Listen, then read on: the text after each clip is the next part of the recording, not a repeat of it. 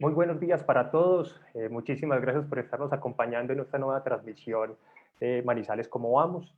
Ofrezco excusas, tuvimos dificultades técnicas que no nos permitió enlazarnos de manera oportuna para hacer la transmisión a través de Facebook, pero bueno, lo importante es que aquí estamos. Entonces, en primer lugar, pues nuevamente agradecerlos por acompañarnos como siempre el último jueves de cada mes a partir de las 9 de la mañana en este espacio a través de Manizales ¿Cómo vamos? Que lo que buscamos es generar múltiples conversaciones para poder ir avanzando en la comprensión que tenemos sobre la calidad de vida municipal.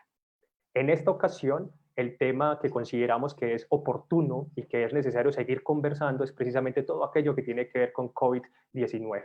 Más ahora que en el proceso de desescalonamiento de lo que significa el confinamiento y la cuarentena, y donde cada vez se está colocando más sobre la mesa lo que significa la responsabilidad individual en términos de autocuidado, la corresponsabilidad para poder avanzar a través de esta pandemia, pues se nos hace importante tener esta conversación con diferentes invitados, donde lo que buscamos es a través de preguntas simples, sencillas, dudas que probablemente se han respondido en otras ocasiones, pero que necesitan volver a tener una respuesta, porque al fin y al cabo son preguntas que tienen que ver con lo cotidiano.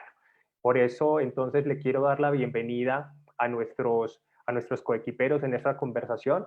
Me voy a permitir compartir un momento la pantalla para presentarlos formalmente. En primer lugar, quisiera presentar a Patricia Montaña Betancourt. Ella es psicóloga, ella es miembro del Colegio Colombiano de Psicólogos. Además de ser psicóloga de la Pontificia Universidad Javeriana, también es magíster en Psicología Clínica de la Universidad del Norte de Barranquilla y tiene experiencia docente en diferentes universidades y a su vez también experiencia en atención a niñas y adolescentes en familia. Patricia, muy buenos días y muchísimas gracias por acompañarnos. Buenos días a todos y muchas gracias por la invitación. Muchas gracias. En segundo lugar, quiero saludar al secretario de Salud de nuestra ciudad, al doctor Carlos Humberto Orozco. Él es médico cirujano de la Universidad de Caldas, es epidemiólogo, disculpen. También tiene un posgrado en términos de diabetes y prediabético en la Universidad de Buenos Aires. Y tenemos el gusto de que nos está acompañando en esta conversación porque su punto de vista es muy importante para comprender lo que sucede en nuestra ciudad. Secretario, muy buenos días, muchas gracias por acompañarnos.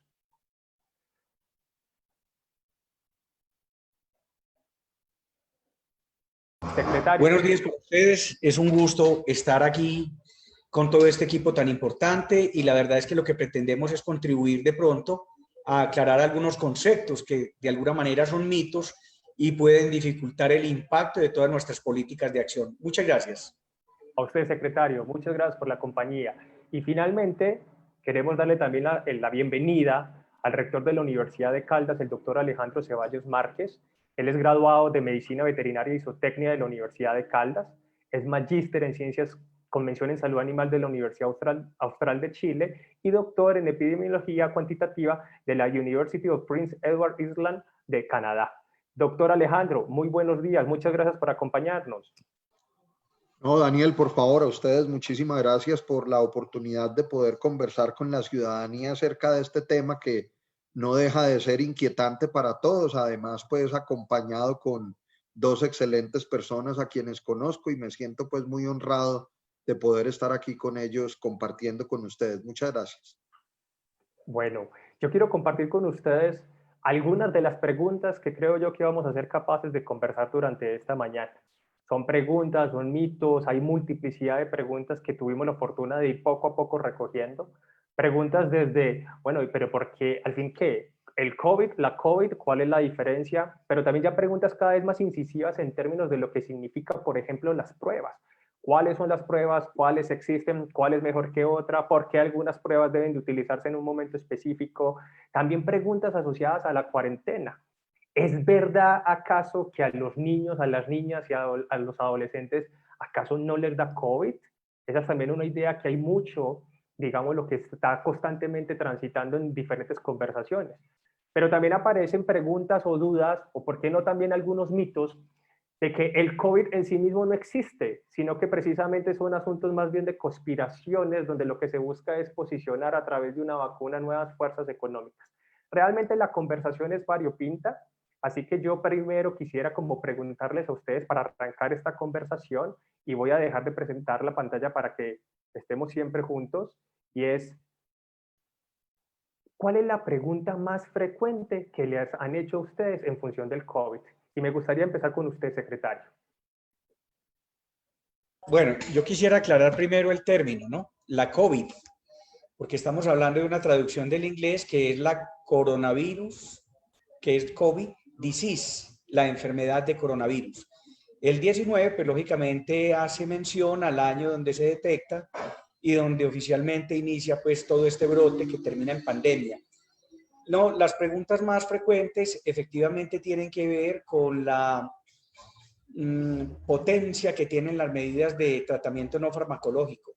Hay un conglomerado de interrogantes que tienen que ver con el efecto final de usar o no el tapabocas, del distanciamiento social, del lavado de manos y finalmente con todos los criterios que tienen que ver con ventilación o aireación de los espacios. El tema realmente redunda en que se vuelven tan frecuentes las recomendaciones que la gente termina por no creer en ellas. Entonces siempre recurren cualquier tipo de preguntas de esa aglomeración de interrogantes que acabo de mencionar. En ese sentido ya pues veo que en la pantalla nos han mostrado varios de esos interrogantes como cuestionamientos habituales y que hacen parte de los mitos que son típicos de una enfermedad que apenas estamos conociendo y que son típicos de una situación de enfermedad como una pandemia que apenas nos toca a estas generaciones que estamos viviendo en este periodo del siglo. Recordemos que la pandemia, la última de la que se tiene noticia, fue a principios del siglo XX, que cobró más o menos 50 millones de vidas y que correspondió a un virus de la influenza denominado la gripa española. Entonces, para nosotros y para el mundo, todo esto es absolutamente nuevo. Las conclusiones se están sacando, extrapolando de coronavirus familiares de este que nos está infectando en el momento, pero que finalmente tienen comportamientos diferentes. Entonces, apenas están generando los estándares de conocimiento que nos dan una guía.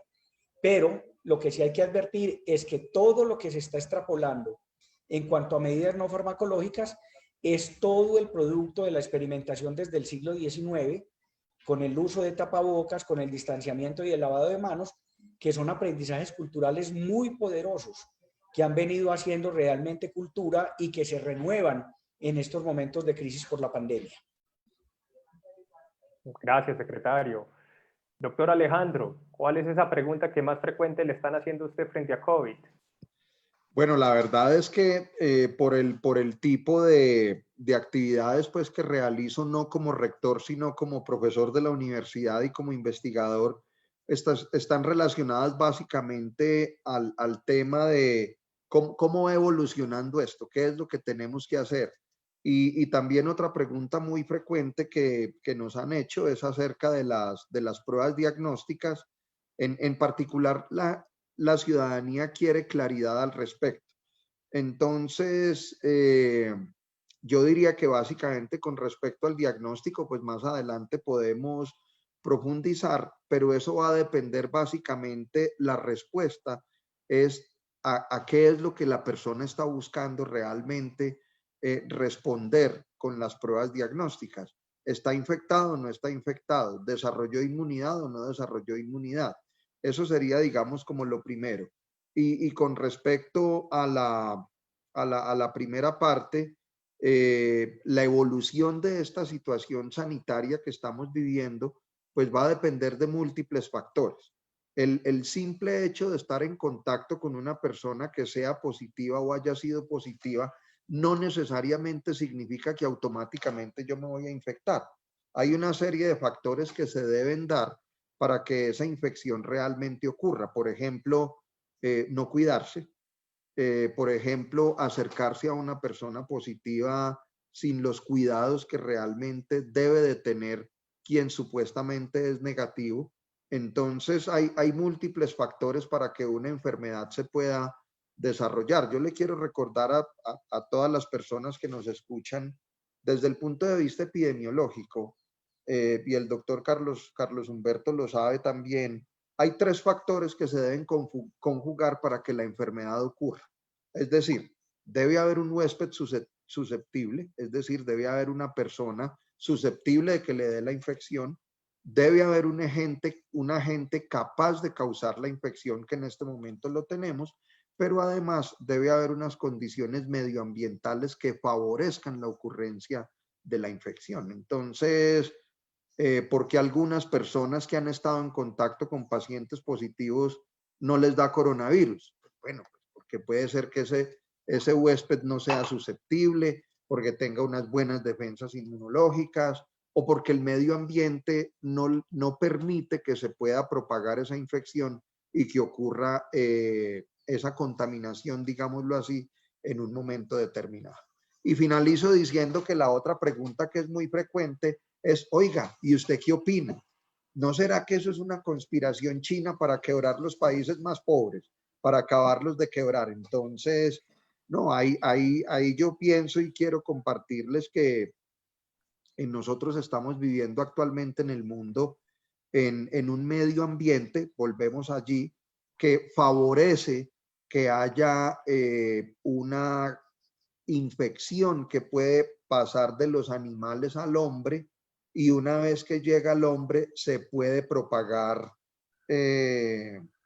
sin problema, ¿cierto? Entonces se multiplica ya en la especie humana, pero debemos tener mucho cuidado y de ahí el concepto tan importante de una salud o One Health, y es el hecho de que nosotros compartimos, pues no es mi caso, pero sí mucha gente comparte su vida con mascotas, comparte su vida con animales, etcétera, y pues obviamente ese hecho de compartir esos medios ambientes puede ser que si no se tienen las precauciones necesarias ocurran ese tipo de infecciones y a partir de ese contagio de los animales al hombre se pueda propagar en la especie humana una determinada enfermedad como la estamos viendo en este caso, donde posiblemente haya sido una contaminación viral en China compartida entre animales y hombres. Ustedes saben que los chinos tienen algunos mercados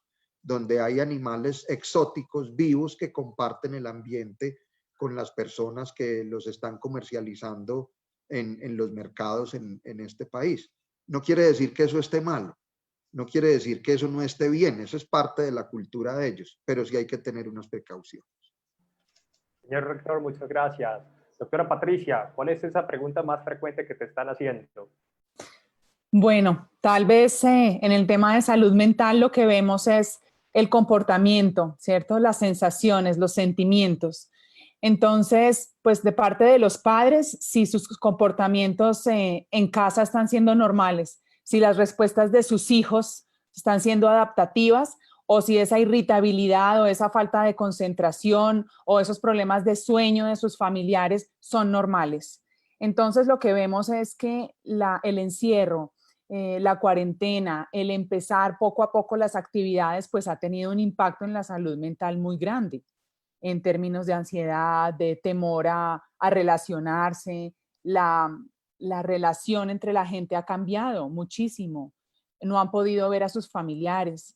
Ha habido dificultades para contactar y para aproximarse a sus adultos mayores. Hay temor por relacionarse. Entonces, pues eso tiene un impacto, ¿no?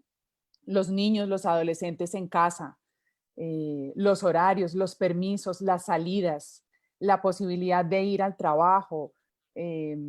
Bueno, es complejo, las dificultades económicas también, ¿cierto? Sabemos que ha aumentado también el índice de suicidio en este momento, las hospitalizaciones en nuestras clínicas psiquiátricas. Los psicólogos estamos trabajando mucho, hemos tenido también muchas charlas, capacitaciones, atención, línea amiga, porque realmente son muchas las preguntas. Patricia, muchísimas gracias. Voy a compartir también otra de esas frases comunes que nos llegó a Manizales ¿Cómo vamos? Eso del coronavirus es un asunto de adultos y adultos mayores.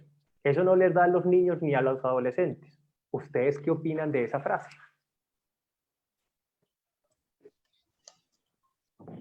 Bueno, no sé quién. Va a empezar el doctor Orozco. Adelante, doctor. Sí, gracias, doctor Alejandro. Qué pena. A ver, venga, el tema es que es una enfermedad que puede afectar por parejo a todo el mundo. Estamos hablando de que hay reportes ya evidentes con afectación de neonatos, de niños lactantes, adolescentes, adultos jóvenes, pero recordemos que el comportamiento de este tipo de infección que es una infección altamente efectiva, está en capacidad de infectar muchas personas a expensas de un portador índice, hace que el 80% aparentemente sean asintomáticos o presintomáticos, o que mínimo puedan cursar con síntomas leves. Eso equivale a que la susceptibilidad, como lo decía el doctor Alejandro, hace que de alguna manera se diferencie la forma de expresarse de la infección. Entonces la gente joven va a tener infección en una mayor proporción. Ya Manizales como tal está teniendo una concentración de infectados muy alta entre los 20 y los 40 años, y le siguen los adolescentes, pero eso no quiere decir que no puedan igualmente tener complicaciones que podrían ser derivadas finalmente del modelo como se haya transmitido la enfermedad, de la carga viral a la que haya sido expuesta, o de características individuales que pueden tener una connotación genética que puedan permitir una expresión más grave de la enfermedad. Entonces lo que estamos viendo es que mucha gente joven se está enfermando con una expresión presintomática o asintomática, pero finalmente la diferencia que tenemos que hacer es que la letalidad se expresa con mucha más fuerza en los mayores de 50 años. Y ya tenemos un segmento mucho más poderoso en los mayores de 60 años. Pero lo que hemos visto es que los que más enferman con criterios de hospitalización, de manejo en casa, ya con una sintomatología moderada o grave, están por encima de los 50 años, con una expresión de mortalidad mucho más fuerte por encima de los 60. Entonces, esa diferencia connota la siguiente conclusión. No es que le dé solamente a los mayores de 60 años, no, le da a todo mundo. De hecho, los mayores portadores e infectantes pueden ser ese segmento poblacional de personas jóvenes, económicamente activas y adolescentes, que sin tener un padecimiento importante o sin sentir nada, se convierten en infectados e infectantes. Entonces son los portadores que están llevando finalmente la infección a los hogares y terminan generando una complicación en el adulto mayor, que ya tiene unas condiciones muy particulares, no solamente de edad, que tiene una representación inmunológica con ligeras debilidades que pueden permitir la afectación por virus, bacterias, hongos y demás, sino que además hay unas comorbilidades, que es lo que hemos venido diciendo.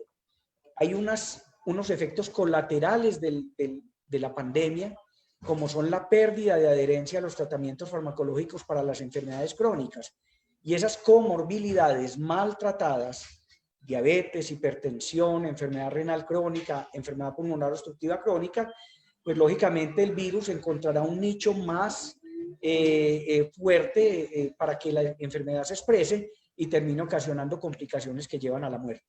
Entonces, en ese sentido, diríamos, todo mundo está expuesto, pero no en todo mundo se expresa la enfermedad de la misma manera. Gracias, secretario. Doctor Alejandro, ¿algo que quiera agregar? No, básicamente el doctor Orozco hizo un resumen muy completo de la situación. Solamente mencionar, no descuidarse. ¿Por qué razón? Porque es que los niños, ellos, se ha visto que esta situación con el coronavirus, ellos tienen una capacidad de respuesta y una reacción inmunológica un poco diferente a la que tienen las personas adultos mayores.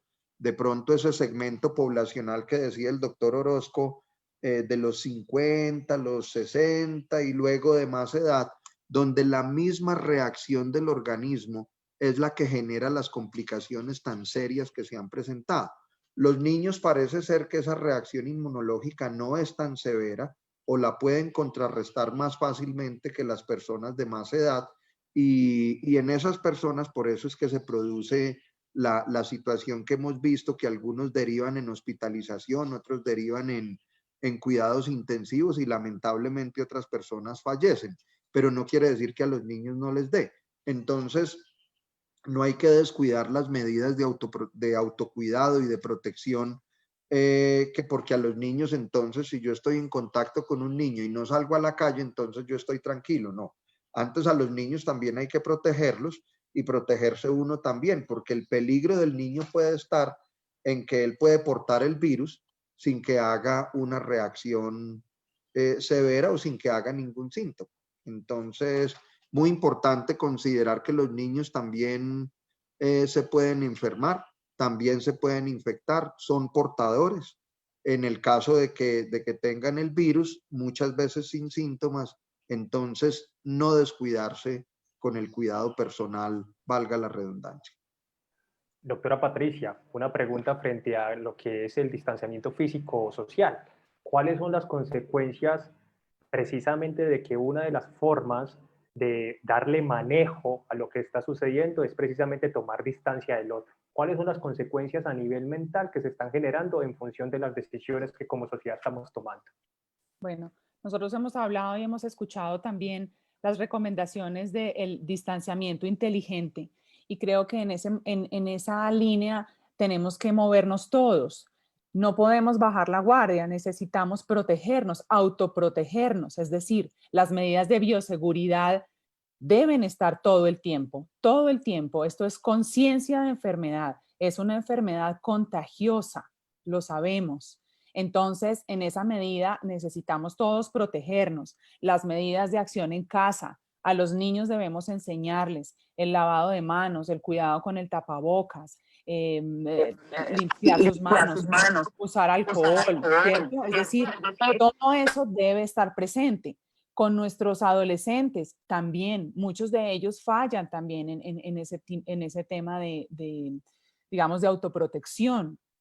Porque están en el despertar relacional y es muy importante, pero si usamos las medidas de protección, si somos conscientes de la bioseguridad, estamos evitando la propagación del virus con nuestros adultos y adultos mayores. La socialización no está, digamos, restringida en términos de llamarnos por teléfono, usar redes sociales, estar pendientes de nuestra gente, comunicarnos con ellos varias veces al día, permitir que tengan lo que requieren y esto es como sobrevivir a la pandemia, ¿cierto? O sea, poder tener todos los recursos necesarios, consultar a tiempo, no descuidar nuestras redes sociales y nuestras redes de apoyo para poder ir regresando poco a poco a nuestras actividades con todo lo que esto implica, los cuidados, la atención, los hábitos, el poder organizar nuestros horarios, todo esto que nos permite cuidarnos en casa, tener, digamos, como todas las herramientas para cuidar nuestra salud mental, hablar con nuestros seres queridos, compartir tiempo en familia. Son múltiples las experiencias lindas que hemos visto también durante la pandemia. La unión familiar, la gente ha aprendido a hacer otras cosas, todo lo que llamamos reinventarnos, es decir, la creatividad, el uso de los recursos, la solidaridad de las empresas, de las instituciones, de las familias, de las entidades públicas y privadas, lo estamos viendo. Entonces, es poder también revisar cómo podemos potencializar nuestros recursos, cómo podemos cuidarnos y cómo podemos sobrevivir como comunidad, como familia, como ciudad y como país, como mundo, ¿cierto? En esta pospandemia, si podemos hablar de eso en este momento. Gracias, Patricia. Les propongo hacer un giro en términos del tema y hablemos un poco de las pruebas.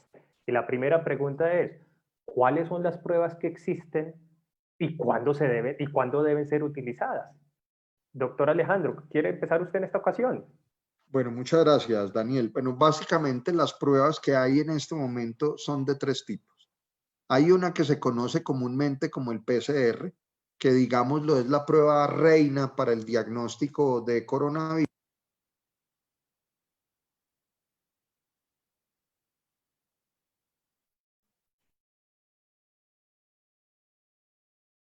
Tuvimos un inconveniente con el señor rector. Yo creo que ya vuelve a conectarse. Señor secretario, ¿podría usted darnos respuesta a esta pregunta? Entro ahí como en la suplencia, pues a relevar ahí mientras llega el rector. Sí, haciendo eco de lo que él estaba comentando, contamos en este momento con 3 pruebas. Estas pruebas han venido siendo promocionadas desde el orden comercial en distintos momentos, de tal manera que han venido haciendo protagonismos inadecuados en momentos inoportunos. ¿Qué quiere decir esto?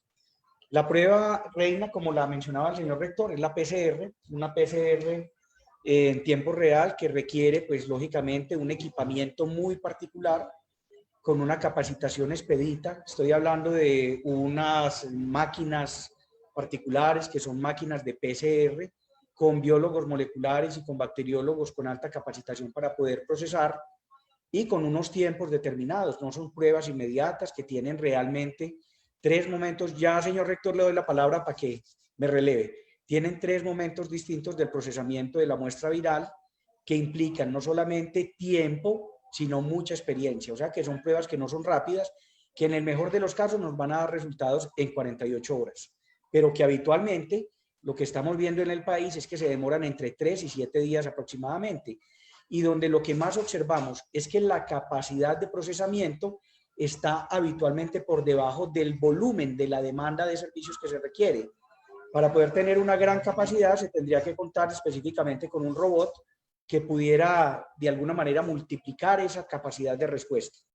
Esa es la PCR, que es la que ya la Universidad de Caldas está ejecutando para darle respuesta parcial al departamento de Caldas. El departamento tiene más o menos 6 proveedores, cada una de las EPS tiene sus contratos con determinados laboratorios, pero la única muestra que se procesa en la ciudad de PCR es en la universidad.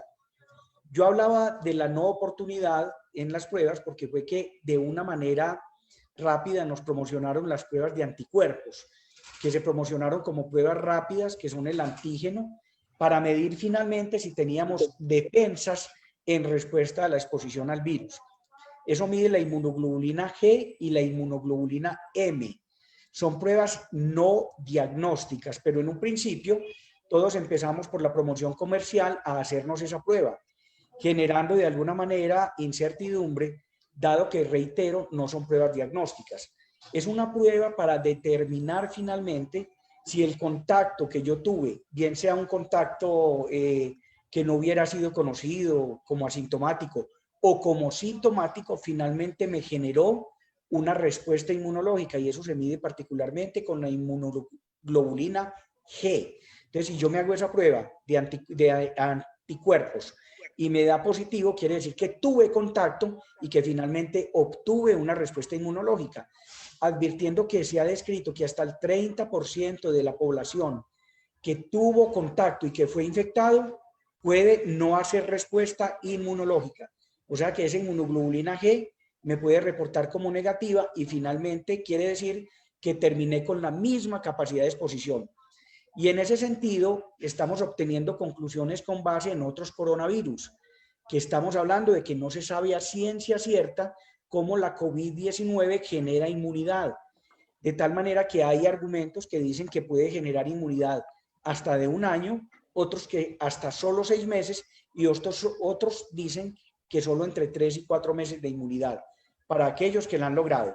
Y finalmente entonces aparece, ya para darle la palabra al doctor Alejandro, la nueva prueba, que es la prueba antigénica, que mide finalmente no la respuesta inmunológica, sino que mide si hay presencia en el momento o no de virus, y que es una prueba de hisopado rápida que en media hora nos puede dar una positividad y que es más positiva en caso de que yo esté sintomático. O sea que no es una prueba para hacerle al azar a todo mundo, sino que debe coincidir con unos tiempos que ya el doctor Alejandro nos hablará de ellos, porque deben ser pruebas ordenadas por el médico y que dependen en el tiempo del momento del nexo de contagio o del inicio de síntomas.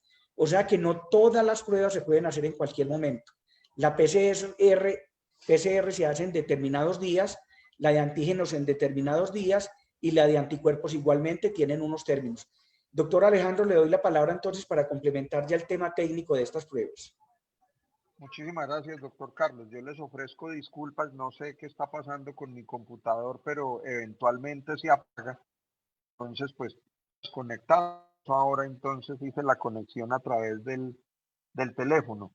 No, básicamente complementar lo que dice el doctor Carlos Humberto, que aquí me hizo este quite hablando taurinamente, pero no, básicamente tener muy en cuenta que las pruebas, como lo mencionaba él, no deben realizarse en forma inmediata uno tenga la sospecha, y deben ojalá realizarse ordenadas por un médico, por la EPS o por las autoridades competentes que se encargan de la vigilancia epidemiológica, en este caso pues en Manizales.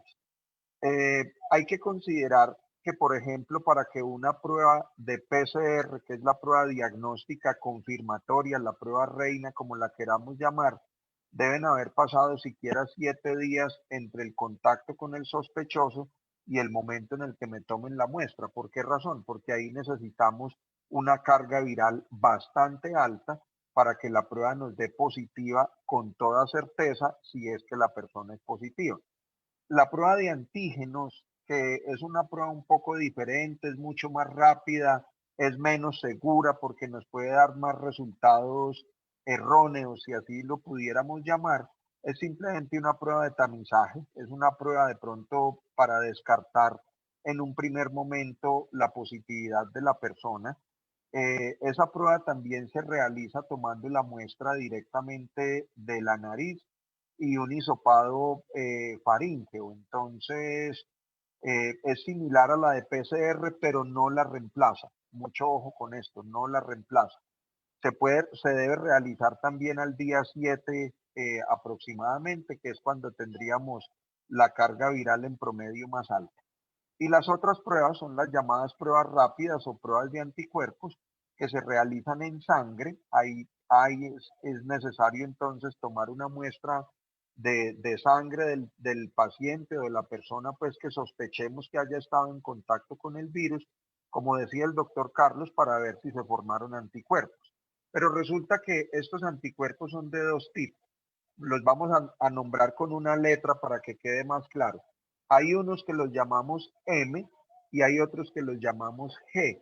Los M se empiezan a elevar mucho más rápido y su mayor detección se puede realizar más o menos hacia el día 12, día 14, después de haber tenido contacto con la persona positiva o que uno haya sospechado que se infectó con el virus.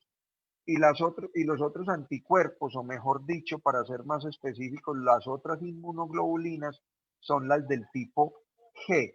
Esas permanecen más en el tiempo y se pueden empezar a detectar más o menos a partir de la segunda semana del contacto, de la sospecha de contagio, y se van a mantener más o menos hasta la cuarta, quinta, sexta semana después de ese contagio.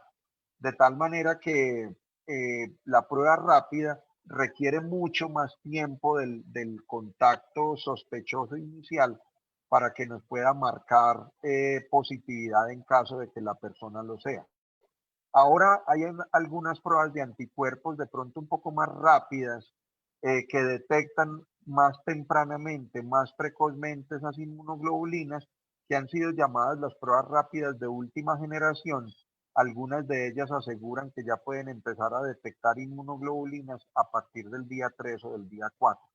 Pero yo creo que lo más importante para que todos ustedes tengan claridad a este respecto es que ante el contagio ante el contacto con una persona sospechosa, inmediatamente informar a las autoridades competentes. Están las líneas de atención de la Secretaría Municipal de Salud, de la Dirección Territorial de Salud. La Universidad de Caldas tiene también en asocio con Alcaldía y Gobernación Telesalud o la EPS directamente.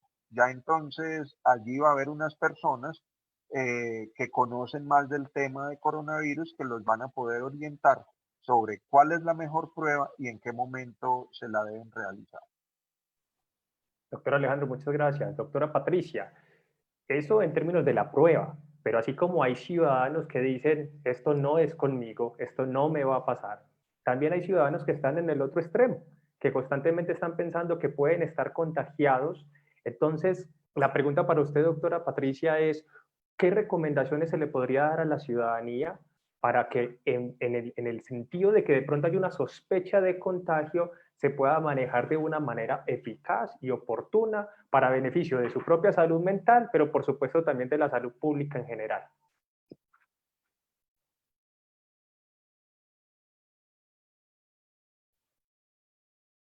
Doctora Patricia, creo que estamos teniendo inconvenientes. Doctora Patricia, ¿está con nosotros? Creo que hay un inconveniente en términos también de Internet generalizado. Pero les propongo entonces, mientras regresa la doctora Patricia, cambiar de tema y hablemos un poco de los tapabocas. Una de las preguntas que nos hacen es, ¿realmente Daniel, los yo creo, tapabocas sirven? sí. No, yo creo que podríamos irle dando un poquito de manejo al tema de la doctora Patricia mientras llega. Por Mire, supuesto. el efecto, como yo les mencionaba, hay efectos colaterales de la pandemia. Hay efectos colaterales de orden económico, hay efectos colaterales de orden sanitario, y dentro de lo sanitario, pues lógicamente la salud mental ocupa un papel absolutamente preponderante. La salud mental como tal tiene unas condiciones de clasificación donde usted lo puede enfocar sobre los psicoactivos, lo puede enfocar sobre el suicidio, lo puede enfocar sobre la enfermedad general, lo puede enfocar sobre la violencia en sus distintas expresiones y sobre la epilepsia. Ojo pues. Y resulta que en este momento de pandemia, todos esos 5 criterios que le estoy mencionando, todos se dinamizaron, todos se torearon, por llamarlo de alguna manera. Estamos encontrando que la misma presión que se ejerce con las noticias, la misma situación de encierro, la misma situación de no tener accesibilidad a la terapia convencional, al medicamento y al contacto con el terapeuta, la misma situación de desescolarización, entre otras situaciones que tienen una categorización importantísima dentro del comportamiento humano, están detonando una cantidad de indicadores que se van convirtiendo en suicidio, en reactivación de enfermedad mental, en reactivación de la epilepsia, en aumento de los embarazos adolescentes, en desescolarización, en violencia intrafamiliar del padre al hijo y del hijo al adolescente al resto de la familia. No solamente eso, sino que estamos viendo que hay un incremento en la tasa de suicidio en muchas latitudes. Para Manizales no se está comportando de esa manera, inclusive tenemos un indicador que habla de menos tendencia suicida y menos suicidios configurados comparados con el año inmediatamente anterior, pero eso no nos genera la confianza absoluta porque puede haber un subregistro, un ocultamiento. Entonces el tema de salud mental, para darle la palabra a la doctora Patricia, es absolutamente crítico en este momento de pandemia. Está con descripciones de soporte internacionales muy potentes que finalmente hablan de que toda la apertura, que no quisiéramos los epidemiólogos y los salubristas que se diera de una manera tan clara como se está dando ahora, porque lo ideal sería tener un confinamiento como medida no farmacológica, pero la apertura puede atenuar de alguna manera este tipo de situaciones, porque están haciendo crisis. Daría la palabra a la doctora Patricia para que nos ayude en el tema, pero quiero hacer hincapié en que la situación de salud mental es una situación de crisis colateral absolutamente importante en este momento.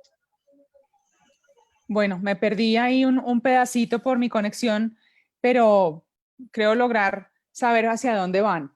Pues las implicaciones en salud mental son muchísimas. Realmente en este momento el que las personas no puedan regresar a sus actividades cotidianas, el hecho de no poder asistir a sus consultas, el hecho de estar lejos de sus familiares, de que los niños no vayan a los colegios, las dificultades económicas y sociales, pues ha hecho que haya unas consecuencias en las personas. Y esas consecuencias las vemos en estrés, en reacciones fóbicas, en irritabilidad, las vemos en trastornos del comportamiento, lo vemos en disminución de sus funciones cognitivas, en las dificultades de concentración, en los adultos mayores, en los cuidadores, o sea, hay sobrecarga de los cuidadores. Cuando pensamos en las personas que necesitan estar todo el tiempo cuidando, bien sea niños o bien sea adultos o adultos mayores o personas con enfermedades y comorbilidades, pues vemos la fatiga, ¿cierto? O sea, vemos cuidadores estresados, angustiados, deprimidos, confundidos, porque tampoco tenemos toda la red activada para que ellos puedan hacer lo que necesitan hacer y acudir donde necesitan acudir. Entonces, pues creo que todo esto a lo que nos lleva es a poder generar acciones, estrategias en casa, poder que las personas consulten, ¿sí? Y consulten a tiempo a sus EPS, a las líneas de atención, que puedan consultarle a sus familiares. Además, porque no todo es COVID-19, ¿sí? Hay muchas enfermedades y hay muchas otras dificultades, digamos, de salud y emocionales que no corresponden a COVID-19. Entonces, creo que esto también a veces tiende a confundirse. El impacto de lo que ha generado el no salir es dramático, realmente es dramático para la población. Sabemos que uno de los mayores entretenimientos para las personas pues es poder ir a su trabajo, estar activos, poder cumplir con sus horarios, relacionarse, ¿sí? Para un adulto mayor el poder salir a la calle es una herramienta importantísima para su estado de ánimo. Entonces, el cumplir con sus tareas cotidianas, eso es lo que llamamos casi que terapia ocupacional, ¿cierto? La ocupación, el poder saber que servimos, que somos útiles, que nos ganamos la vida, eso ha impactado en las personas y ha generado unas problemáticas psicológicas y sociales muy grandes. Entonces, claro, el impacto en la salud mental es muy grande, es muy grande. Y lo que vemos es que cuando las personas acuden, ¿sí? Tienen orientación, entienden que todo esto tiene que ver con la pandemia, organizan un poco sus horarios, su vida, ¿sí? Hay una serie de hábitos saludables porque tenemos unos horarios para salir a hacer ejercicios, unas recomendaciones, actividad. Pues para muchos esto ha implicado muchísimas, digamos, dificultades en el día a día, pero cuando todo esto lo asumimos de una manera más calmada, entendemos que esto es también temporal, ¿sí? Que vamos a ir mejorando, que la ciencia está evolucionando, que desde ya podemos tener cambios en nuestras casas, en nuestras familias, en nuestro ánimo, pues creo que eso nos va ayudando a mejorar cómo afrontamos y enfrentamos esta enfermedad en cada una de las familias. Gracias, doctora Patricia. Antes de conversar un poco sobre vacunas, y más Daniel, ahora que estamos, si por me supuesto, permites señor rector, claro que un sí. complemento muy rápido a lo que mencionan la doctora Patricia y el doctor Carlos Humberto. Hace poco leía en Twitter, yo soy un seguidor tremendo de Twitter y de lo que sucede pues allí, obviamente no todas las páginas, pero sí, no todas las cuentas, perdón, pero sí por lo menos las que me interesan. Salió un artículo muy interesante en una revista en Japón, donde mencionaban que una de las consecuencias más complejas de manejar de esta situación es la segregación social. Y es el hecho de que las personas que han manifestado públicamente ser positivos a coronavirus han visto cómo las personas que están a su lado los segregan socialmente. Y yo quiero simplemente mencionar, y aquí seguramente la doctora Patricia nos puede complementar, esto no es una enfermedad que signifique que haya que segregar o discriminar socialmente la persona que ha sido positiva. Es simplemente tener una cuestión de autocuidado, mantener esas condiciones de prevención con nosotros mismos y con el vecino, pero esto no quiere decir que la persona que haya sido positiva a coronavirus entonces quede con un estigma. Eso hay que tenerlo muy en claro, porque esto básicamente, y me perdonan lo crudo que voy a hacer con lo que voy a decir, es más, el efecto nocivo que hemos tenido por parte de las redes sociales que lo que verdaderamente significa la enfermedad. Porque esto las redes sociales, las fake news, las noticias falsas, la posverdad, esto lo han masificado de forma tal que la gente tiene en mente es lo que le causa miedo, lo que le genera miedo, lo que le genera pánico y temor.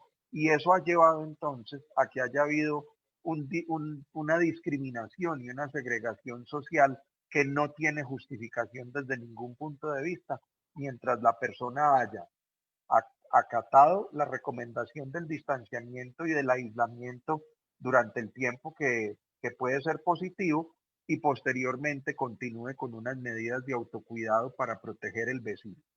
Entonces me parece que es muy importante que la gente vaya dejando de lado esas prevenciones con respecto a quienes han sido positivos, porque no existe una razón de ser clara para que ese comportamiento social esté ocurriendo. Es como si nosotros en este momento dijéramos, no, pues es que lo que pasa es que como a Pepe Pérez le dio una gripa tan fuerte, cualquiera de los nombres populares que aparecen, que el abrazo del pato, que el abrazo de no sé quién, que la mirada china, bueno, todas estas cuestiones. Entonces dijéramos, yo con este no me vuelvo a juntar porque de pronto me da alguna cosa. Simplemente pensemos y hagámonos una reflexión, por ejemplo, cuántas personas diariamente se cruzan por nuestro lado, que pueden ser VIH positivas, que pueden ser tuberculosos, y no nos damos cuenta, y no los estamos segregando socialmente. ¿Por qué razón? Pues porque nos cuidamos y cuidamos el otro para que no vayamos a tener una enfermedad de esta naturaleza. Entonces me parecía importante hacer esta acotación porque no es solamente el efecto psicológico o psiquiátrico en uno mismo, en la persona que está aislada, en la persona que está siguiendo la cuarentena, sino también ese comportamiento social de segregación o discriminación que me parece realmente desastroso. Muchas gracias. A usted, señor rector. Doctora Patricia, sé que quiere agregar algo. Sí, pues me parece supremamente importante lo que habla el doctor Ceballos. Lo que nosotros estamos viendo también es la solidaridad en las familias. Hay personas en las familias que se han contagiado y que su pareja ha estado ahí y los ha apoyado, incluso ni siquiera se ha contagiado. Entonces, este apoyo, este respaldo emocional es absolutamente importante porque es un apoyo mientras esa persona se recupera, ¿sí? El poder tener con quién contar, el poder tener el acompañamiento, me parece que es lo que nos va a ayudar a salir a todos de la crisis. Cuando estamos presentes, cuando hay apoyo, equilibrio emocional, eso obviamente es muy importante. Lo requerimos, se necesita. Y también es algo que vamos a ir aprendiendo. Todo esto es nuevo para nosotros. La segregación viene desde hace muchísimos años en diferentes escenarios de las pandemias por el desconocimiento. Entonces, de la manera como nosotros vamos aprendiendo a informarnos y a desmitificar, que me parece que este es un escenario supremamente valioso para empezar a desmitificar, es la herramienta más poderosa, que nos podamos informar, pero no todo el día porque eso nos sobrecarga, ¿cierto? Nos asusta, nos incapacita para tomar decisiones. Entonces, es podernos informar una vez al día de fuentes confiables, que es algo en lo que hacemos mucho énfasis, para poder tener como mejores vínculos con las personas. Gracias, doctora Patricia. Yo quisiera Cambiemos, aportar una cosita. por Sí. supuesto, secretario. Es que este es un tema Muy tan sensible, interesante. Claro que sí. tan importante. Yo fui COVID positivo, ¿no? Y yo pude experimentar y he visto la transición desde el mito que lleva a señalar a las personas, a rechazar a las personas, ese miedo y ese temor que termina generando realmente hasta riesgos para la seguridad del individuo, porque hay gente que puede ser atacada, otros que quieren sencillamente ser expulsados del sitio donde residen, etcétera, etcétera. Yo he visto un proceso transicional donde la sociedad va entendiendo, va comprendiendo y va aceptando los casos nuevos que se van generando. O sea, hay tanto caso, tanta persona infectada en este momento, que uno va viendo realmente que con serenidad la comunidad lentamente va adoptando los nuevos casos. Porque la verdad, a los que estuvimos al principio enfermos nos tocó y todos vivimos de alguna manera esa sensación de rechazo, casi que de desprecio. Y de alguna manera se vieron casos en la ciudad, una ciudad como la nuestra tan culta y lo demás, donde personas que vivían en edificios prácticamente estaban conminadas a que desalojaran la residencia por el temor de las personas a recibir el contagio. Y lógicamente esas personas que en un momento dado rechazaron, en este momento pueden estar infectadas y pueden estar viviendo una situación que de alguna manera culturalmente la vamos apropiando, porque de alguna forma también eso connota un peligro, porque se vuelve tan frecuente y tan común que se pueden bajar las barreras y ese autocuidado lógico que debemos mantener, y para todos se va volviendo casi que convencional el que una persona y otra dé la noticia de que está infectado. Gracias a los tres. Yo creo que están colocando sobre la mesa un tema muy importante y tiene que ver primero reconocer que el virus está entre nosotros. Creo que eso es una verdad de perogrullo, pero es importante seguirlo recordando. Pero también entender que aquel que tiene el contagio no tiene que ser de ninguna manera señalado o tampoco tiene que ser como excluido de alguna forma u otra. Lo que se busca es cómo socialmente somos capaces como colectivo precisamente de dar una respuesta oportuna a lo que nos está sucediendo. Y por eso quiero dar un salto frente al tema de lo que son las vacunas. Una de las preguntas que nos hacían es, qué tanto puede demorarse la vacuna y sobre todo qué tanto puede demorarse en llegar a nuestro municipio. Señor secretario, yo creo que esa es una pregunta muy buena para usted. Gracias, sí, para darle paso ya a los dos compañeros. El tema, miren, les voy a poner un ejemplo. Una vacuna en promedio, para que sea demostrada su efectividad y su seguridad, demora más o menos 10 años. 10 años en todo el proceso. Estamos hablando de que no basta con demostrar que la vacuna puede generar antigenicidad y que pueda generar defensas, por llamarlo de alguna manera, sino que de la misma forma hay que demostrar cuánto tiempo van a demorar las defensas que genera. Hay que evidenciar cuál es el comportamiento real del virus, porque en este momento no sabemos realmente mucho sobre el coronavirus que nos está afectando. Hay que generar unas conclusiones frente a las consecuencias que la vacuna puede ocasionar en el individuo. No solamente hablamos de que la vacuna protege, sino que también puede causar unas reacciones adversas que de alguna manera hay que hacerle un seguimiento a lo largo de los años para poder demostrar finalmente cuál es la responsabilidad sobre algunas enfermedades que se puedan presentar después de la vacunación. Y entre esas 3 o 4 afirmaciones, pues lógicamente hay que tener otro tipo de seguridades, no solamente desde el efecto en el humano, sino desde la duración de la vacuna en el embalaje, cómo se comporta esa vacuna, si se deteriora con algunos factores ambientales, si pierde potencia con el almacenamiento, entre otras. Eso está ligado, vuelvo y reitero, al comportamiento del virus como tal, y lo voy a comparar con el virus de la influenza, que es una de las tantas formas de gripa que nos afectan. Recuerden que no hay solamente la gripa convencional, hay influenza, parainfluenza, adenovirus, sincitial respiratorio. Muchas de ellas matan muchas personas cada año, como la influenza, y de ellas se tiene que fabricar una vacuna anualmente porque es un virus que muta, es un virus que cambia y es un virus que en las diferentes latitudes del mundo donde esté presente puede generar unas características muy particulares que terminan siendo necesario recopilar, recaudar esas cepas virales y fabricar nuevas vacunas cada año para poder generar una nueva protección. Entonces, la inmunidad de esa vacuna de la influenza dura un año aproximadamente. En este momento, con la nueva vacuna o las nuevas vacunas que se están promulgando, construyendo, midiendo, testeando, no se sabe cuánto va a durar la inmunidad. O sea, hay muchos interrogantes que van apenas a ser resueltos a lo largo de los años, Y yo he dicho de una manera empírica, no irresponsable, pero sí empírica, he dicho que entre más rápido produzcan una vacuna, más insegura va a ser. Porque faltan muchos momentos de la vida para la fabricación y la prueba de la vacuna que se tienen que recorrer y que de alguna manera apenas a lo largo de los años podríamos realmente tener una conclusión y una o varias vacunas que realmente tengan la efectividad y la seguridad esperada.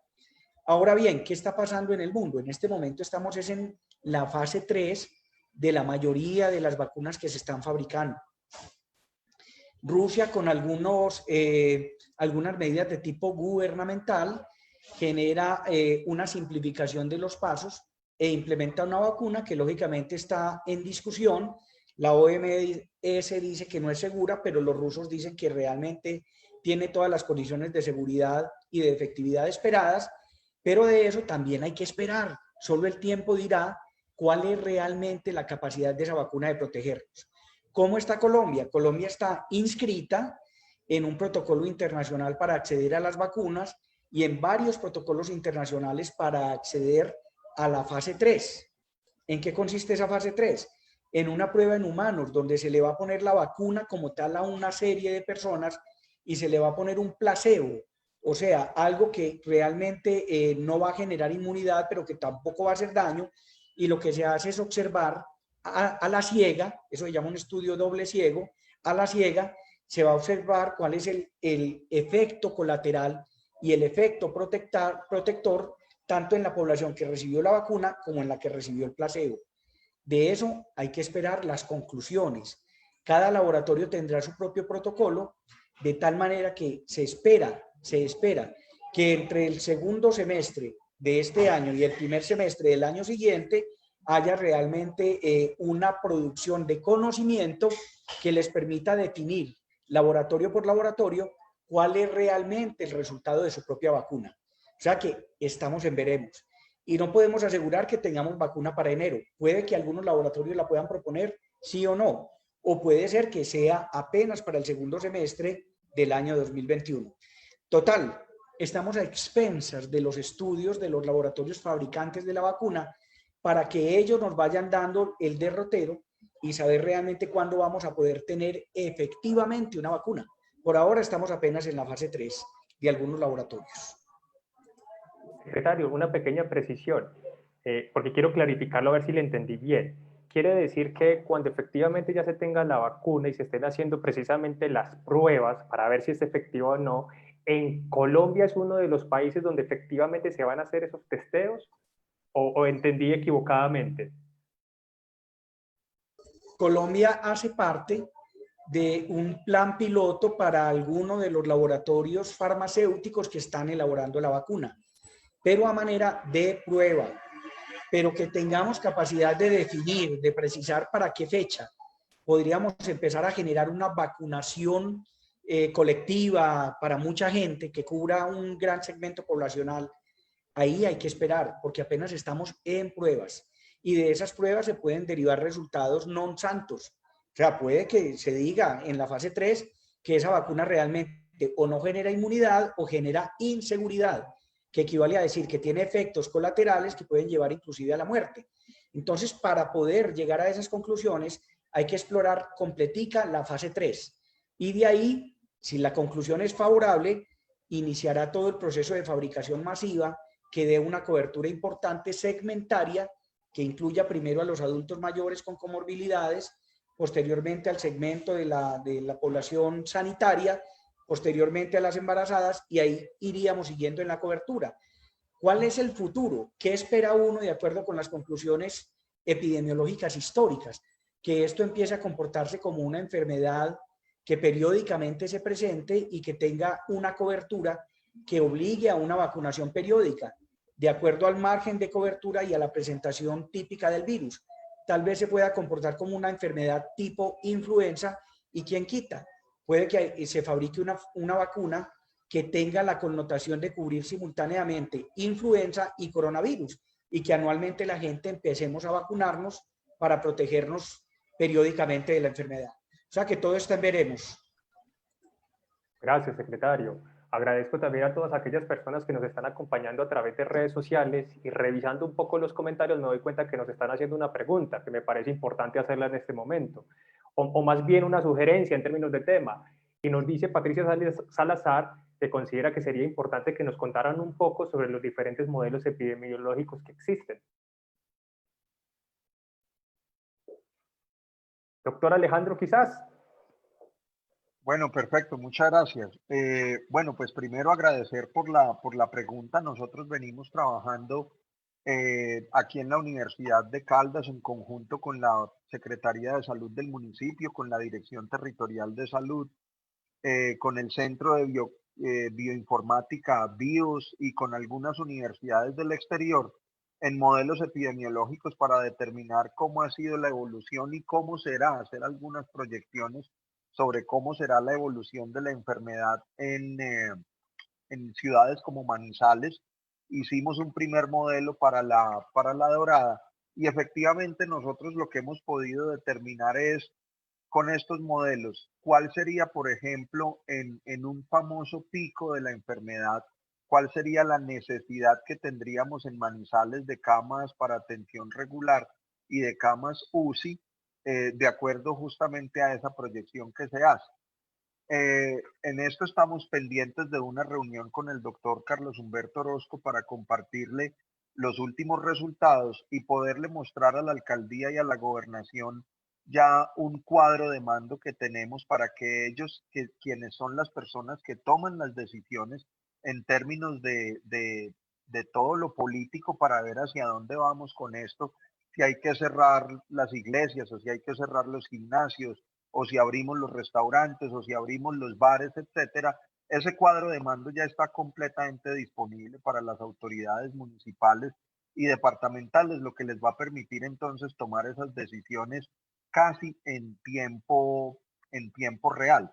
Estamos pendientes de programar pues esa reunión, pero ya tenemos todos esos adelantos hechos. Nosotros, ¿qué es lo que hemos observado? Que de acuerdo a la información que tenemos, de acuerdo al distanciamiento social y de acuerdo a la tasa de contactos, hemos podido establecer que el comportamiento de la infección, la dinámica de la infección para Manizales ha sido el que la infección ha venido mostrando. De pronto podemos tener algunas diferencias en cuanto al número de fallecidos. Afortunadamente ha sido, digámoslo, en contra, digámoslo así, del modelo, es decir, en el modelo hemos predicho un poco más de fallecidos de los que van hasta este momento, pero eso nos está indicando entonces que la ciudad está preparada, por lo menos para enfrentar la situación tal como se viene presentando. En el modelo lo que nosotros vamos a poder ir viendo es entonces qué puede pasar en el mes de octubre y una de las bondades que tiene este tipo de aproximaciones matemáticas, digámoslo así, es que nosotros podemos determinar a un corto plazo o a un mediano o largo plazo qué puede estar sucediendo. La tendencia actual en el mundo es a que estos modelos nos vayan dando respuestas en periodos de tiempo que no superen las 4 semanas. Entonces, por esa razón, las reuniones tienen que ser más frecuentes para poder entonces tomar las decisiones correctas en en su momento. Y después de la finalización de este proyecto, eso va a ser una capacidad instalada que le va a quedar no solamente a la ciudad, al departamento, sino también a a la universidad. Termino diciendo que con este proyecto para el desarrollo de este tipo de modelos hemos podido lograr el sueño de todos en la universidad, que es tener una armonización perfecta entre el trabajo que hacen las autoridades, es decir, el gobierno local y departamental, la universidad y también participación del sector privado, porque de alguna u otra forma las fundaciones Luker y Santo Domingo se han vinculado a las actividades que venimos desarrollando con respecto a coronavirus en la universidad, como les digo, con asocio de la alcaldía de Manizales y el gobierno departamental. Alejandro, muchísimas gracias. Nuevo cambio de tema en términos de cuarentena.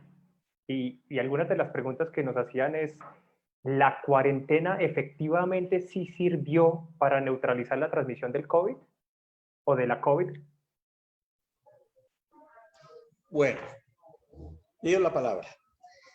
Adelante, secretario. Gracias. Sí, cada ciudad definitivamente tuvo una velocidad particular en la implementación de del control de la movilidad. Recordemos entonces, la única herramienta que existe en el mundo para la COVID son las medidas no farmacológicas.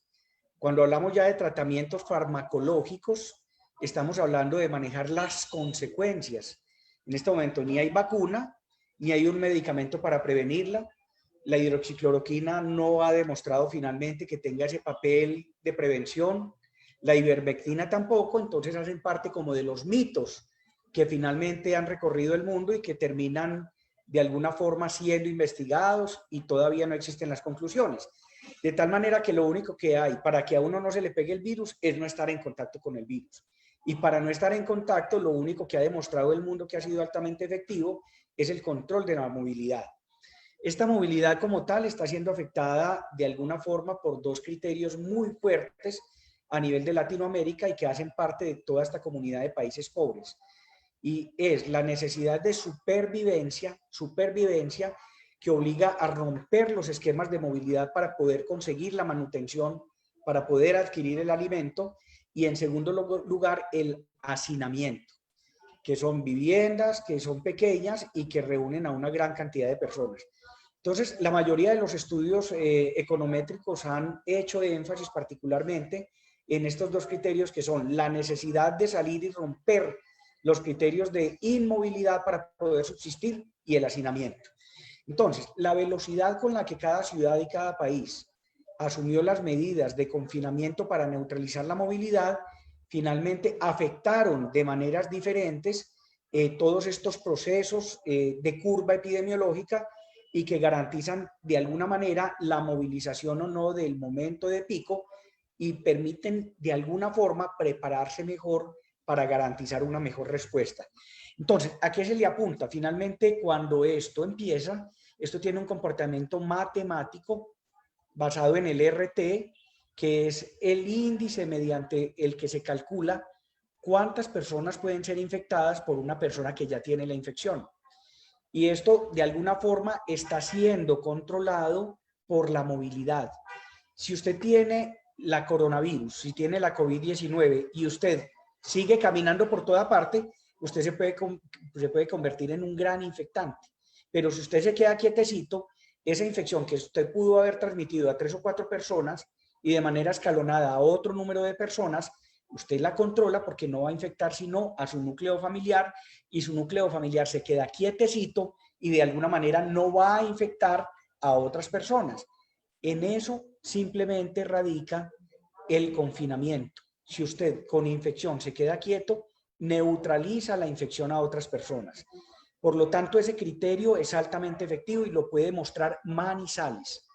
Manizales en este momento dentro de las ciudades capitales es el que tiene los mejores indicadores.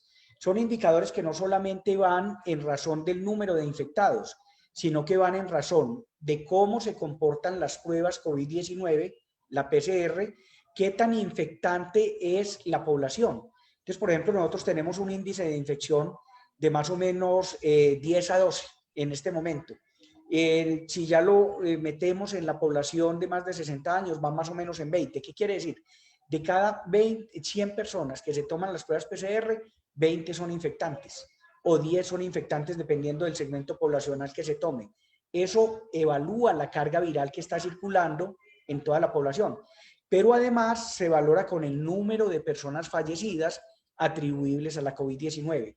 Si nosotros miramos el número de personas infectadas, si miramos la carga de infectados versus la proporción de personas que se toman la prueba, y si lo comparamos con la mortalidad, Manizales es el resultado de un confinamiento oportuno y de unas medidas tomadas a tiempo, lo que nos permitió tomar decisiones oportunas, capacitar el personal de salud, aumentar el número de camas de cuidado intensivo, aumentar el número de camas generales y generar de alguna manera una capacidad de respuesta que hoy nos tiene en alerta verde, que equivale a decir de que a pesar de que estamos aumentando de una manera significativa el número de infectados, hoy tenemos una capacidad de camas de cuidado intensivo de 108, por aquí 109 camas libres, que equivale a que tenemos el 50% de camas de cuidado intensivo disponibles, cosa que no está sucediendo en otras ciudades y que se están encontrando con unos picos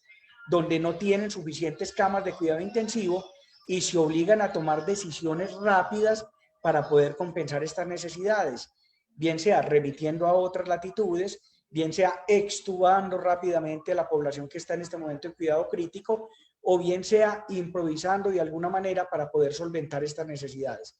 Conclusión, el confinamiento oportuno tiene resultados importantes siempre y cuando se haya generado en el momento indicado. Y esos resultados se ven en últimas en la capacidad de las comunidades para prepararse y recibir el pico o los picos que se vayan a presentar de la pandemia. Secretario, muchas gracias por su respuesta. Una reflexión y hacerle una pregunta puntual a la doctora Patricia. Y es algo que es positivo escuchar, es que precisamente por las decisiones que se tomaron, se pudo, en función de lo que usted nos comparte, o mejorar la respuesta que teníamos como ciudad precisamente para dar manejo a esta situación. No solamente en términos de mejora en términos de infraestructura disponible, sino también de la capacidad de respuesta del personal frente a ello. Pero la pregunta para usted, doctora Patricia, tiene que ver con algo que nos decían por correo electrónico y es, hay algo que es difícil para mí entender y es, precisamente cuando el virus se veía un tanto lejano, quizás por allá en los meses de febrero y de marzo y demás, las medidas gubernamentales a nivel nacional y por supuesto también a local fueron muy estrictas. Y hoy que se nos está diciendo que el pico está por llegar, las medidas están un poco más laxas, si se quiere decir de esa manera, y se apela sobre todo a el autocuidado, a la propia responsabilidad para efectivamente poder evitar como tal el contagio.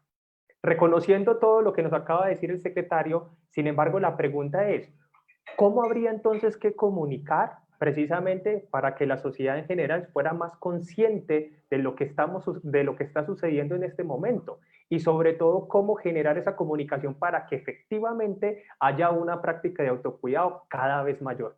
Porque yo veo que antes estaba lejos y éramos más estrictos, y hoy está al frente de nuestra calle y lo vemos un poco más sencillo. Entonces, ¿usted qué nos podría decir en términos de recomendación para la ciudadanía en general?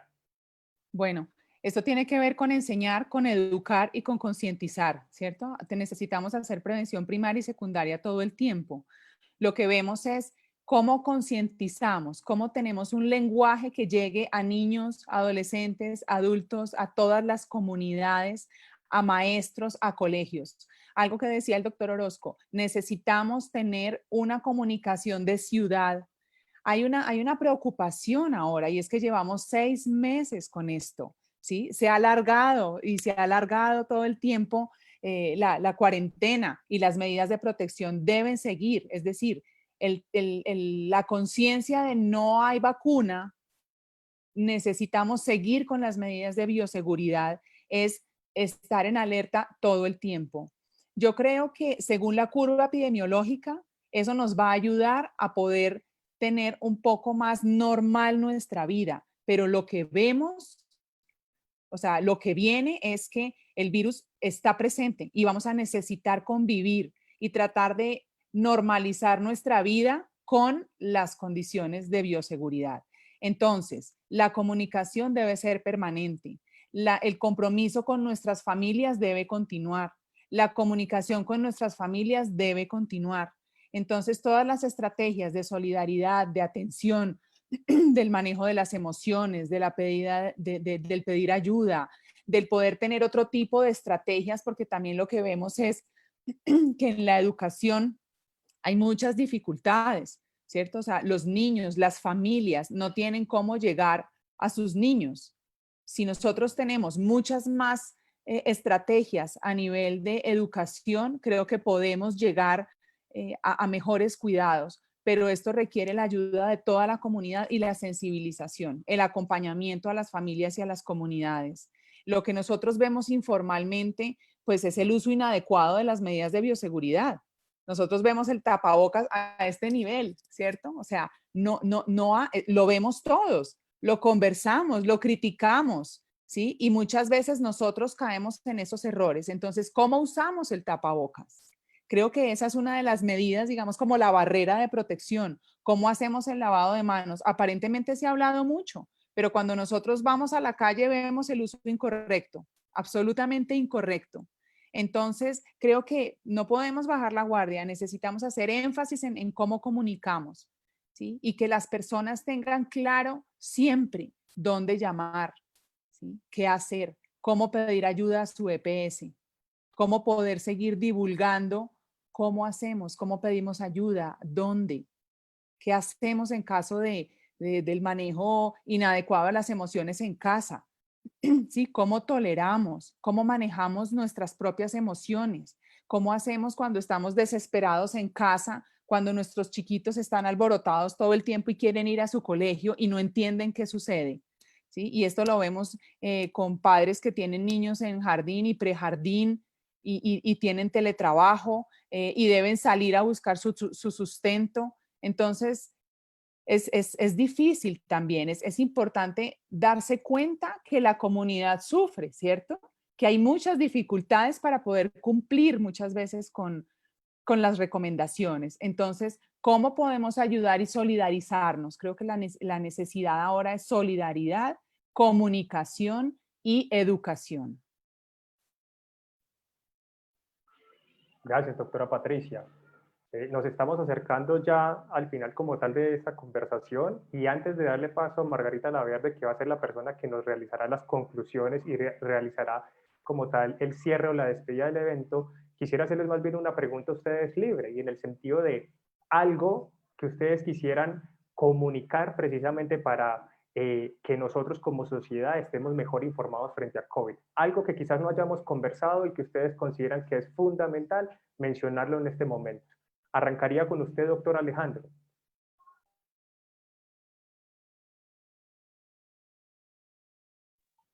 Muchas gracias, Daniel. Bueno, no, yo simplemente, ya para ir cerrando entonces, como tú dices, ahí me gustaría hacer como un enlace entre lo que mencionó el doctor Carlos Humberto, lo que menciona la doctora Patricia y las preguntas que han hecho en particular con respecto a que no hemos llegado al pico. El doctor Carlos Humberto dijo hace un rato que había condiciones particulares en las diferentes ciudades del país. Y eso hace entonces que no todas las ciudades y no Colombia hayamos llegado o vayamos a llegar a un pico al mismo tiempo. El de Colombia como país está pasando. El de Colombia como país está disminuyendo lentamente, pero ya está disminuyendo el número de casos positivos que aparecen diariamente y estamos llegando a un número de recuperados que son aproximadamente el doble de los que se notifican positivos por parte de las autoridades sanitarias del país, en este caso el Instituto Nacional de Salud. Entonces eso ya permite que el país como país pueda empezar a tener unas medidas diferentes a las del confinamiento inicial que tuvimos, porque también hay que considerar que nosotros somos de los países que hemos tenido la cuarentena más larga del mundo. Nosotros vamos a completamos 6 meses en esa situación y hay que velar también por mantener un equilibrio entre la salud de los colombianos y la economía de los colombianos. Porque es que no es solamente el problema social, el problema psicológico, el problema psiquiátrico, etcétera, sino el problema del sustento de este país y de que la mano de obra, pues obviamente estaba confinada, por supuesto, y eso hace que entonces desde el punto de vista económico tengamos unas consecuencias muy complejas, unas consecuencias muy difíciles que vamos a tener que enfrentar en lo que nos queda del año 2020 y muy seguramente en todo el 2021 y buena parte del 2022. De tal manera que no es que el gobierno haya dicho ahora que vamos a entrar en el pico o que estamos pasando este pico en algunas ciudades, entonces relajemos las medidas. No. Y ahí conecto con lo que decía el doctor Carlos ahora. Las ciudades y el país se preparó mejor con esta cuarentena. Entonces, claro, en la medida, como él lo mencionaba, podemos ir teniendo más disponibilidad de camas para atención regular, más disponibilidad de camas UCI, entonces podemos ir disminuyendo la restricción o la severidad en las restricciones porque tenemos una mejor preparación del sistema de salud para atender los eventuales casos. De tal manera que la medida no es arbitraria, la medida corresponde básicamente a lo que estamos viviendo y a lo que el país alcanzó a prepararse en términos de poder tener un mejor sistema de salud en las diferentes ciudades para atender los casos que se puedan llegar a presentar. De tal manera que yo simplemente cierro diciendo que no abusemos, que no nos volvamos unos libertinos de estas nuevas medidas en el manejo de la emergencia sanitaria en Colombia, que siempre tengamos presente la necesidad del autocuidado, de cuidar el otro, cuidarnos nosotros mismos. Ahí hay unas medidas absolutamente claves y fundamentales. Lo que a mí me llama mucho la atención es que a mí me gusta bastante la historia y resulta que las medidas que se tomaron en Europa en el siglo XIV para el manejo de la peste negra son exactamente las mismas que estamos tomando 750 años después. Use el tapabocas, quédese en la casa, ojo con el contacto y el distanciamiento social, etcétera. Entonces, ahí me llama mucho la atención que aún 750 años después, las medidas mínimas de protección con el otro y conmigo son prácticamente las mismas. Entonces, mientras llega una vacuna, mientras llegan pues otras medidas de protección. Entonces, al igual que en el siglo XIV, usemos el tapabocas, pero usémoslo bien, como decía la doctora Patricia, no en el cuello, ni en la cumbamba, ni debajo de la nariz, no, que cubra la boca, que cubra la nariz. Cubrirnos en el momento de estornudar es usar el antebrazo para estornudar o para toser. lavado de manos frecuente, lo dijo también la doctora Patricia, cómo nos lavamos las manos, sí sabemos cómo, cuánto tiempo. Entonces, miren ustedes, cosas tan sencillas nos van a ayudar a protegernos nosotros mismos, a proteger nuestra familia y a proteger las personas que están al lado. Yo con eso termino. Muchísimas gracias. Señor rector, muchas gracias a usted y por acompañarnos también en este espacio.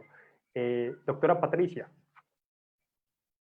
Bueno, yo haría énfasis en cómo hacemos, cómo manejamos nuestro autocuidado diario, cómo corregimos cuando vemos una falla en ese autocuidado en casa, porque desde ahí empezamos, en las oficinas, en los negocios, cuál es la responsabilidad que tenemos con nosotros mismos y con las personas que están a nuestro lado. Eso significa la calidad de nuestros vínculos, la responsabilidad social, el autocuidado. Entonces, en eso haría muchísimo énfasis, en seguir comunicados con nuestras familias, con nuestros seres queridos, seguir conectados, utilizar todas las opciones de la tecnología para formarnos, para estudiar, para recibir la información de primera mano, ¿cierto? Para no creer en las fake news, en las redes que también hay ahí, encontramos basura, ¿sí?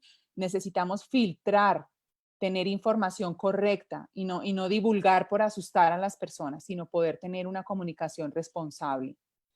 Y quisiera también pues como seguir invitando a la unión del gobierno, ¿cierto? Que podamos mirar y evaluar cuáles son los planes de alternancia, en qué momentos, escuchar también a nuestras instituciones, qué opciones hay, revisar las medidas que han sido efectivas en otros países y poder tener lo mejor de ellas en este momento para poder ir normalizando nuestra economía, poder permitir que socialmente haya respuesta ante las dificultades económicas y catastróficas de muchas de las familias de nuestro municipio, de nuestro país.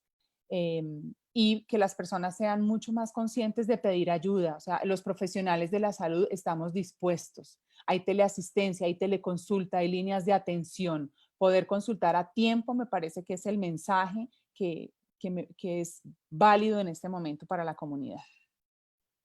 Patricia, muchísimas gracias por tu participación y espero que en otras ocasiones también nos puedas estar acompañando. Señor secretario, su turno. Gracias. Tuvimos un mito. Llegar al pico no genera nada distinto a superar un momento histórico de la pandemia que sencillamente genera un descenso de casos, pero que puede, si se caen las medidas de autocuidado, puede generar un rebrote. Usted puede hacer todos los picos que sean. Todo el mundo quiere llegar al pico a ver si descansa. No. Usted llega al pico, empiezan a descender el número de casos, pero en diciembre vamos a estar con casos.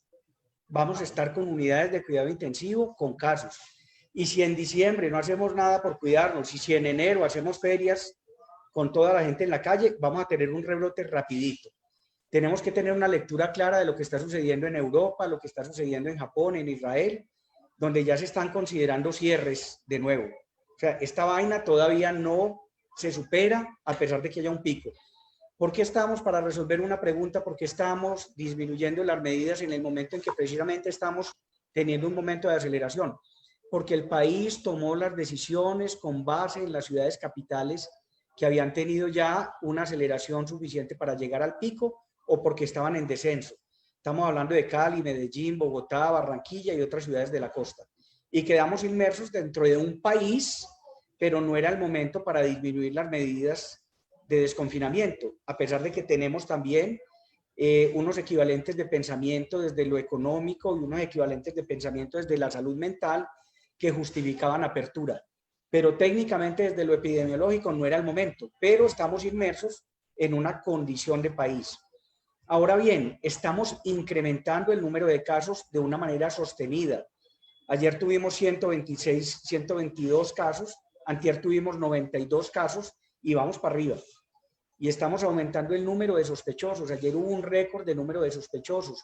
465 personas sospechosas que están pendientes del reporte de la PCR. La ventaja es que hemos tenido una contención del número de muertes y eso es altamente significativo y en eso hay que resaltar, eso es gracias a la capacidad de los equipos. tanto de los equipos COVID de cuidado general, en camas de cuidado general, de los equipos domiciliarios que no han permitido que muchas personas progresen a situaciones críticas y de los equipos de cuidado intermedio e intensivo. Ahí hay que resaltar la capacidad técnica de nuestros hospitales para neutralizar la mortalidad. Pero esto está creciendo. Y si estamos hablando de que estamos creciendo a 60 casos por día, nuestra proyección, una de la que tenemos ya uso, habla de que tendríamos un pico potencial para la última semana del mes de octubre y la primera semana del mes de noviembre. Ya con la proyección del equipo que orienta la investigación del doctor Alejandro, vamos a comparar a ver cómo nos vamos a encontrar en esos dos modelos matemáticos. Pero vuelvo y reitero, esto está creciendo y vamos a hacer pico. No crean que porque tenemos los mejores indicadores, estamos neutralizando el crecimiento. Esto es matemático. Y como tal, se está comportando de la misma manera como tuvo el comportamiento en otras ciudades. Por lo tanto, estamos mejor preparados, pero lo vamos a hacer, vamos a lograr ese pico lastimosamente. Y eso significa muertes. Muchas gracias. A usted, señor Daniel, un secretario. último comentario. ¿Tú me Por das la supuesto, palabra? señor rector. Por supuesto, adelante. Muchas gracias. Miren, yo les quiero recomendar este libro. Se llama Contagio. La evolución de las pandemias. Está escrito por un periodista científico que se llama David Quammen.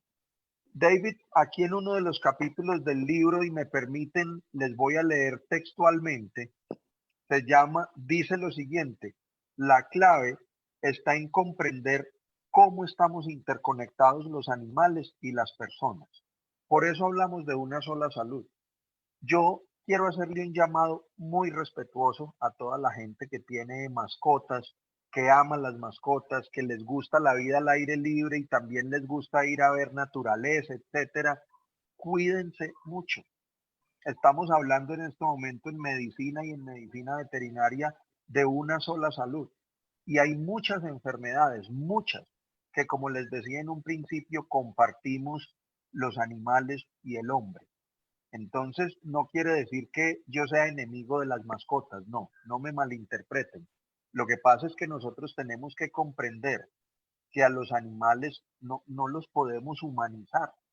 Y uno ve que muchas veces el amor por las mascotas llega a unos extremos que nos puede poner en riesgo la salud nuestra.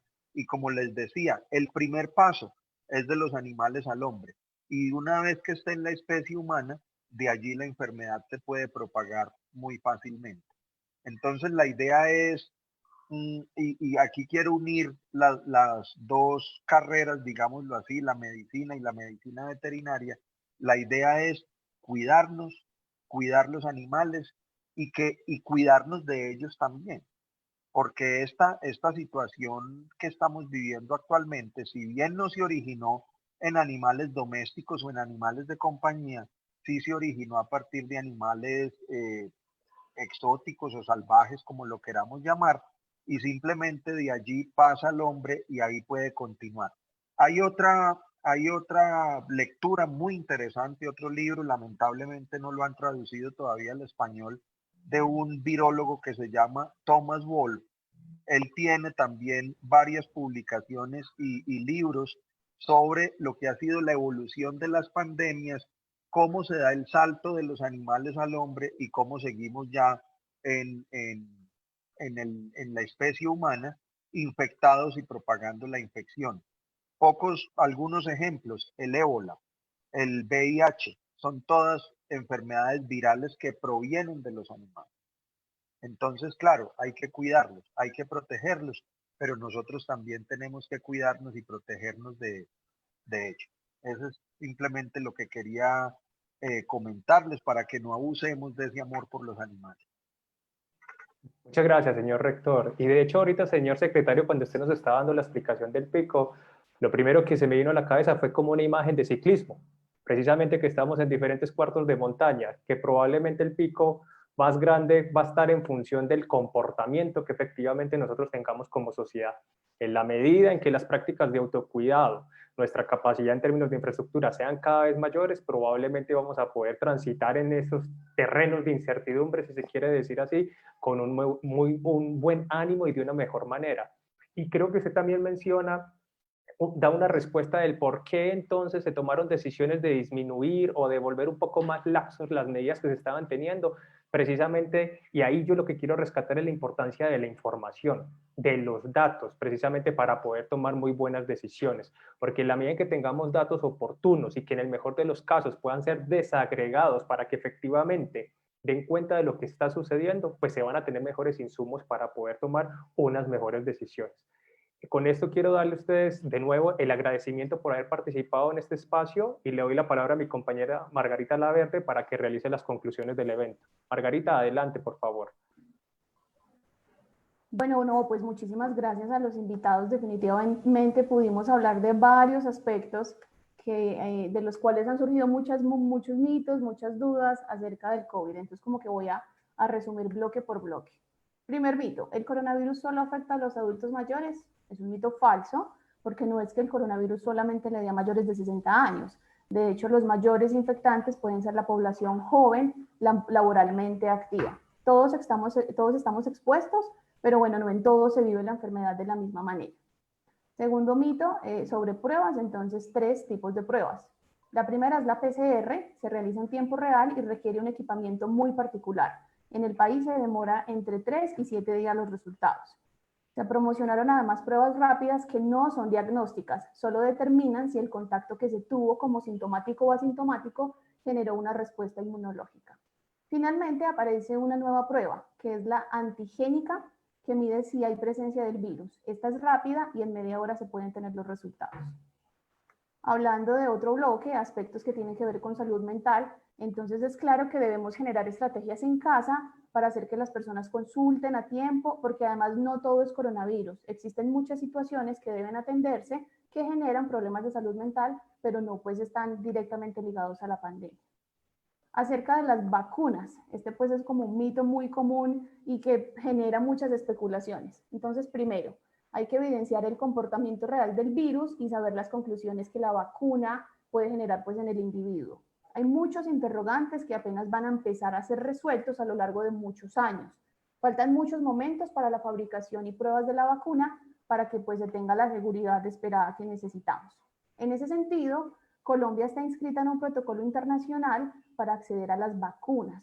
Este proceso está en la fase 3, que tiene que ver con pruebas en humanos para observar el efecto pues, de la medicina.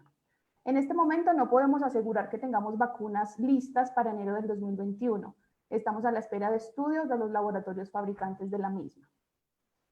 Otro mito, ¿la cuarentena sirvió para neutralizar la transmisión del virus? En un sentido, sí, porque la única forma de no contagiarse es no estar en contacto con el virus. Y en ese sentido el confinamiento radica justamente en neutralizar dicha transmisión. En Manizales tomamos medidas oportunas y generamos una capacidad de respuesta, y el confinamiento oportuno tiene resultados positivos que se ven en la capacidad de las comunidades para prepararse y recibir los picos. Digamos que aquí hay un mensaje general de solidaridad, educación, autocuidado, bueno, para que juntos sigamos como trabajando en lo que todavía nos falta respecto a la pandemia. Pregunto si alguno de los invitados o si Daniel quiere agregar otra conclusión o otra reflexión.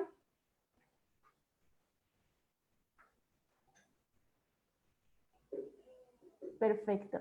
En ese sentido, entonces, queremos agradecerles que nos hayan acompañado en este espacio. Queremos hacerles una invitación muy especial para el próximo 7 de octubre a las 4 de la tarde, también a través de nuestras redes sociales, para que conozcamos los resultados del Informe de Calidad de Vida 2019, que como saben es uno de los productos más importantes que tiene Manizales Como Vamos y que recoge el análisis objetivo de cifras locales y nacionales que nos permiten hacer una lectura mucho más profunda y pertinente sobre calidad de vida.